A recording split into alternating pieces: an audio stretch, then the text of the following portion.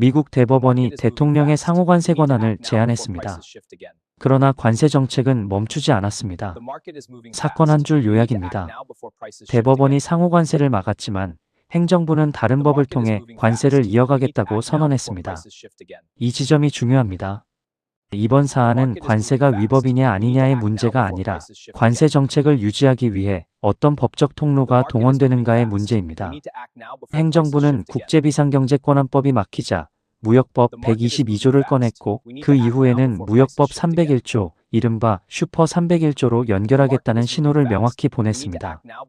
법적 수단은 바뀌지만 정책은 유지된다는 메시지입니다. 구조 핵심은 관세의 연속성입니다. 대법원이 상호관세를 무효화했지만 무역법 122조를 통해 150일간 최대 15% 관세를 부과할 수 있습니다. 그리고 이 기간이 끝나면 301조 조사로 전환합니다. 여기서 논쟁이 이동합니다. 문제는 상호관세의 합법성에서 관세 부과를 정당화할 명분을 어떻게 새로 구성하느냐로 이동합니다. 301조는 본래 불공정 무역 관행에 대응하기 위한 도구입니다. 그러나 이번에는 추가 관세를 부과하기 위한 조사 프레임으로 활용될 가능성이 제기됩니다. 이 패턴이 반복됩니다. 법적 제동 대체 수단 발동 정책 효과 유지. 관세 정책은 모든 산업에 동일하게 작용하지 않습니다. 첫 번째로 제조업입니다. 자동차, 반도체, 철강과 같은 수출 중심 산업은 직접적 타격을 받습니다. 두 번째는 디지털 서비스 영역입니다. 비관세 장벽 완화 요구는 데이터 이전, 플랫폼 규제, 디지털 과세 구조까지 연결됩니다. 세 번째는 농축산물입니다. 검역과 위생 기준이 비관세 장벽으로 규정될 경우 관세 압박과 함께 구조적 개방 요구가 동반될 수 있습니다. 이 지점이 중요합니다. 관세는 단순한 세율 문제가 아니라 산업 구조 개편 압박 도구로 작동합니다. 기업 입장에서 선택지는 세 가지입니다. 첫째, 비용 흡수. 둘째, 가격 전가. 셋째, 생산 거점 이동. 여기서 구조 핵심은 공급망 재편 압박입니다. 관세가 150일 한시적이라고 하더라도 기업은 단기 대응만으로 버티기 어렵습니다.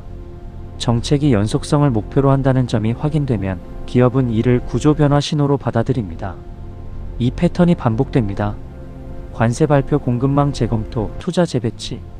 과거에도 유사한 전환이 있었습니다. 1980년대 미일 무역 갈등, 2018년 이후 미중 무역 분쟁. 당시에도 301조는 핵심 수단이었습니다. 이 지점이 중요합니다. 301조는 단순 제재가 아니라 산업 전략을 압박하는 협상 도구로 작동했습니다. 과거 사례에서 확인되는 구조는 다음과 같습니다. 특정 산업을 지정, 불공정 프레임 구성, 관세 또는 수입 제한, 투자 기술 이전 압박. 이 패턴이 반복됩니다. 상대국의 대응도 일정한 구조를 보입니다. 첫째, 협상. 둘째, 보복 관세. 셋째, WTO 제소. 그러나 이번 사안의 특징은 법적 근거를 바꿔가며 정책을 유지하는 전략입니다. 여기서 논쟁이 이동합니다. 국제무역규범 위반 여부에서 정책 지속 가능성으로 이동합니다. 정책 수단이 유연하게 전환될 경우 상대국의 대응 전략은 더욱 복잡해집니다. 대법원은 대통령 권한의 한계를 제시했습니다. 그러나 행정부는 다른 법률 조항을 활용해 정책을 이어갑니다. 이 지점이 중요합니다. 권한의 경계가 정책 목표를 막지 못한다면 정책은 다른 경로로 재구성됩니다. 구조 핵심은 이것입니다.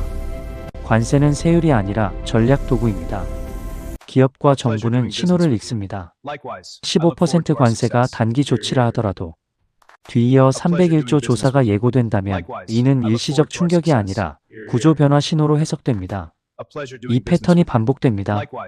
정책 수단 교체, 정책 방향 유지, 구조 재편 가속. 이번 사안은 단순한 무역 분쟁이 아닙니다. 법적 수단이 바뀌어도 정책 방향은 유지됩니다.